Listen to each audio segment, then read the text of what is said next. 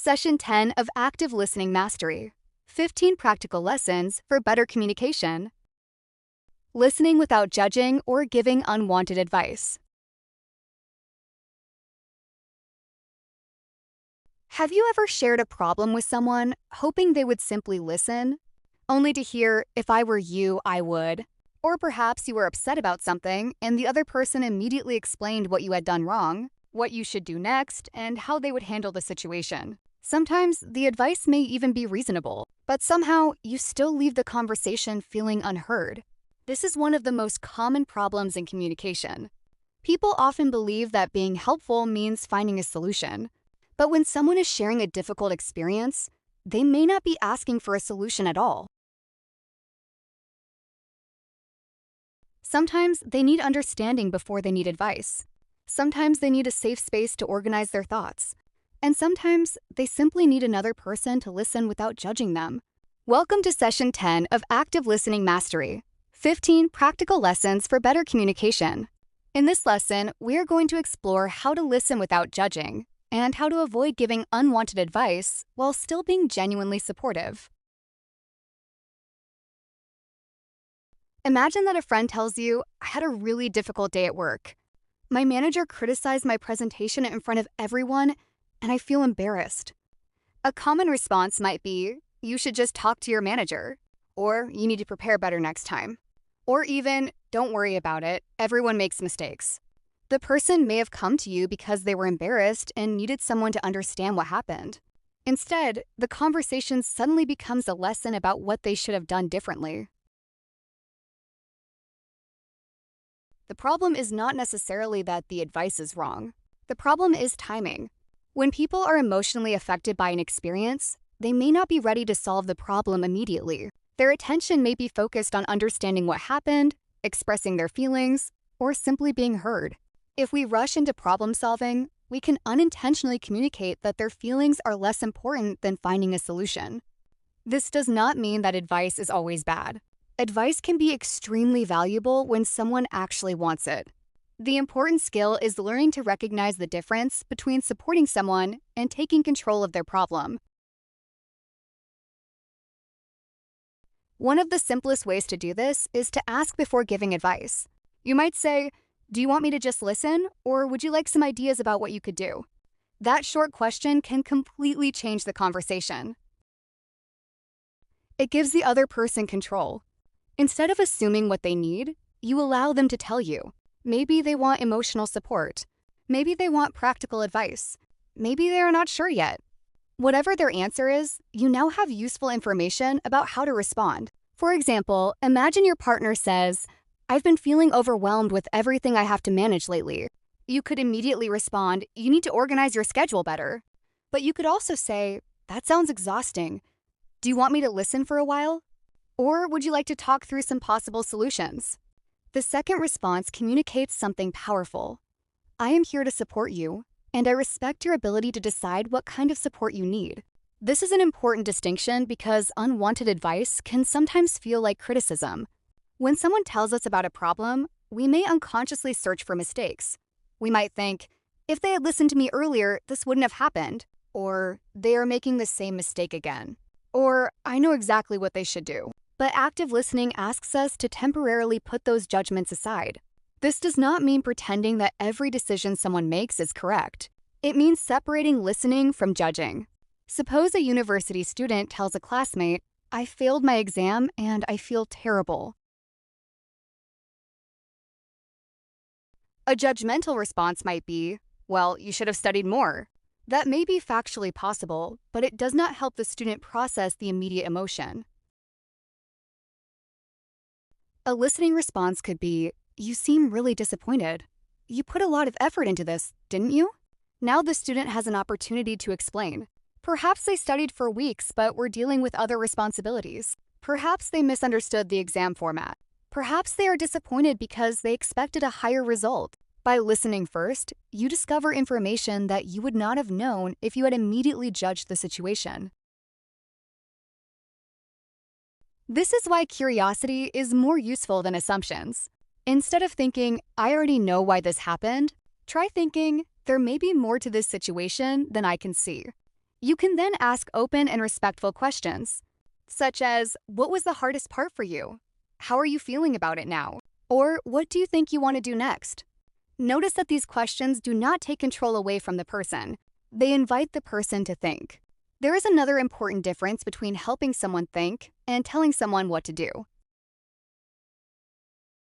Suppose a coworker tells you that they are considering changing jobs. You might immediately say, "You should leave. That company is not good for you." But you do not know everything they are considering. Perhaps they need financial stability. Perhaps they enjoy their team but dislike one aspect of the job. Perhaps they are waiting for another opportunity. Perhaps they simply want to express their frustration. Instead of deciding for them, you could ask, what is making you consider leaving? Then, what would be most important to you in your next job? These questions help the person explore their own thinking.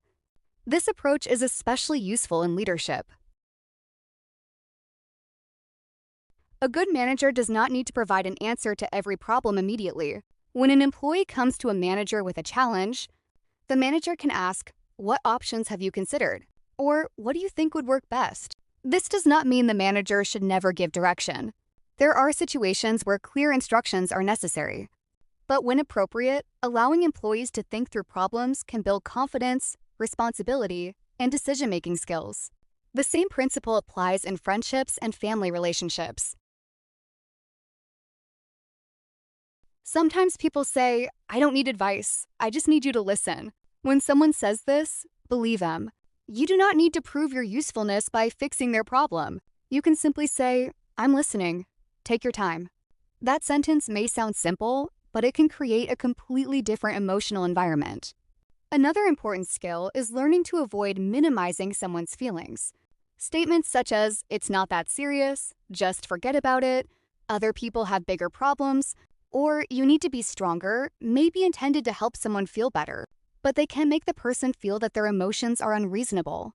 Instead, try acknowledging the experience without necessarily agreeing with every interpretation. You can say, "I can understand why that affected you," or "I can see why you would feel frustrated after that." Acknowledgement is not the same as agreement. You can recognize someone's feelings without saying that every conclusion they have reached is correct. For example, if someone says, "My coworker hates me because they didn't respond to my message," you do not have to say, "Yes, they definitely hate you." You could say, "I can see why the silence made you worried. There may be other explanations too.